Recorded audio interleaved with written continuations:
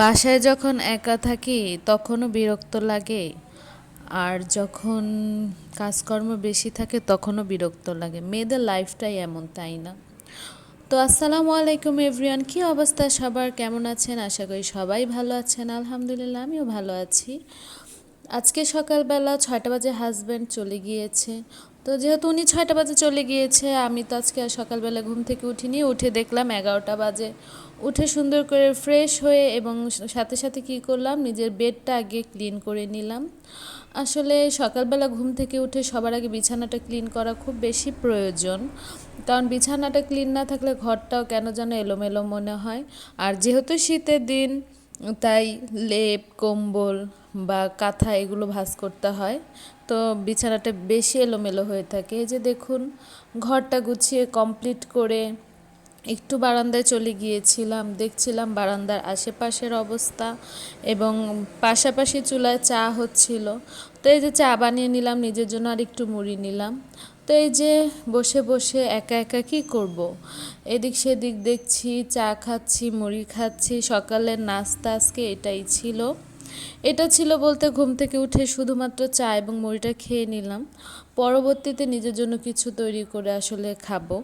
Husband বাসায় থাকলে আসলে এই সমস্যাগুলো আমার কোনোটাই ফেস করতে হয় না।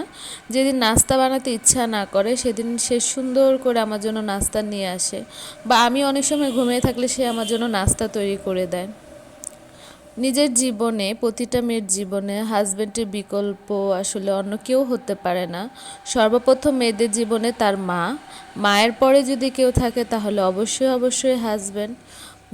আমার মা যেরকম সকালবেলা নাস্তা তৈরি করে দিত বা এখনও বাসায় গেলে দেয়, আসলে মায়ের অভাবটা তো পৃথিবীর কেউ পূরণ করতে পারে না, তাই না? যারা মার কাছ থেকে দূরে থাকে, যেসব মেয়েদের শ্বশুর বাড়ি স্বামীর বাড়ি দূরে, মায়ের কাছে প্রতিদিন দেখা হয় না, শুধু ফোনেই কথা হয়, তারাই বুঝে যে আসলে মা কত বড় একটি মানুষ জীবনের জন্য।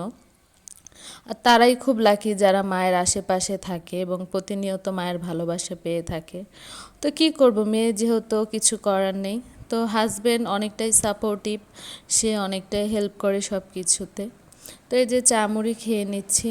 সকালে বসেই ছিলাম আজকে, ওরকম রান্নার প্রেশারও ছিল না, যেহেতু দুপুরেও হাজব্যান্ড খাবে না, রাতে আসতে অনেক সময় লাগবে। তো আমার কাছে আজকে পুরোটা দিনই আসলে অলসতার মধ্যে যাবে।